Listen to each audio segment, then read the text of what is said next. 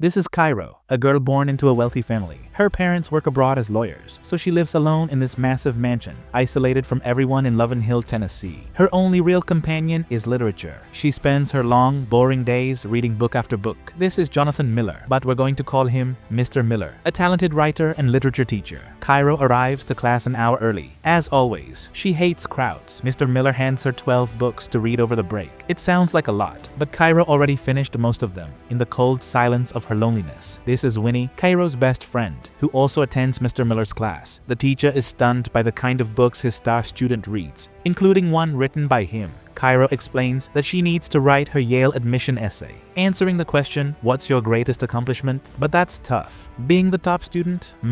Boring. Winnie suggests she should experience something worth writing about. Then, being more direct, she tells her to write about teacher-student relationships. Winnie is planning to sleep with her gym teacher, Boris Fillmore, who, by the way, is 20 years older than her. But Winnie knows exactly what she wants. Fillmore is smart, kind, and, let's just say, experienced in the in-and-out game. In short, she wants him to give it to her like a stuck drawer. Winnie also tells Cairo she has noticed the way Mr. Miller looks at her, and it's definitely not the way he looks at other students. So, it's a team of 4 now. One day, Cairo stays after class with Mr. Miller. At his request, he compliments her writing and even quotes her lines word for word. Then he asks his star student to write a short story in the style of her favorite author. Cairo is thrilled by the special treatment she's getting. She even quotes a passage from Miller's own book, leaving him stunned. He tells her that he hasn't written anything since he got married. Cairo believes it's because he's uninspired. One night, Miller goes out with his buddy Fillmore and his wife Beatrice. Everything is fine until Miller mentions that he loves teaching. His wife, a highly successful author, basically tells him he's better as a teacher than as a writer. She says he has no kids, no brain damage, and no excuse for not writing. If he were meant to be a writer, he'd still be doing it. Her words break Miller's heart. He stopped writing after his work was harshly criticized, and deep down, he never recovered. Meanwhile, the teacher and his student begin spending a lot of time together outside of class, bonding over novels, poetry, and Tennessee culture. Cairo thinks it would be a great idea to write in the provocative style of Henry Miller. Mr. Miller decides to trust her and accepts something that will come back to haunt him later. He leaves for a weekend getaway with his wife, so he says goodbye.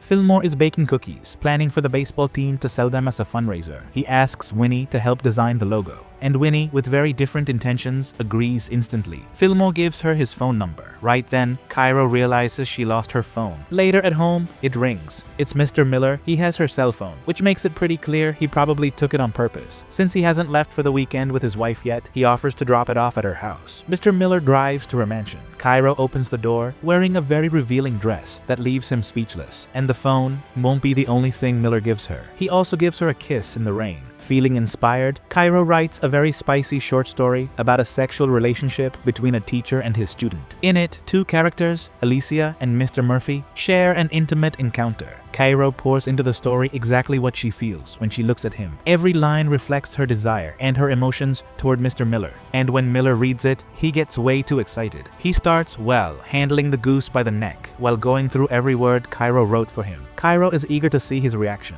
but she is in for a shock. Miller tells her she should choose a different author's style because this one is inappropriate. Cairo argues that the story is about 2 people abandoning social conventions, but Miller knows exactly what it is. Straight up erotic fantasy. He tells her to put that kind of writing in her journal and repeats that she needs to write something else or he'll have to suspend her. Cairo asks if what truly bothers him is the content she wrote or the relationship developing between them. She reminds him he was the one who built this fantasy, not on the page, but in real life. Miller makes it clear. She's his student, he's her teacher, and if she thought there was anything more, she's wrong. Cairo is furious. Looking him straight in the eyes, she tells him he wasn't brave enough to become a better writer, calling him mediocre. She vents with a lot of alcohol and her best friend Winnie, while Miller tells his wife what happened. Beatrice knows her husband has a photographic memory, so she asks him to recite everything. Miller begins to read the lines from Cairo's story, and it turns his wife on. She grabs Miller's hand and guides it between her legs, breathing faster as he reads the words out loud, giving herself pleasure with her husband's hands. But the moment is interrupted by Fillmore arriving.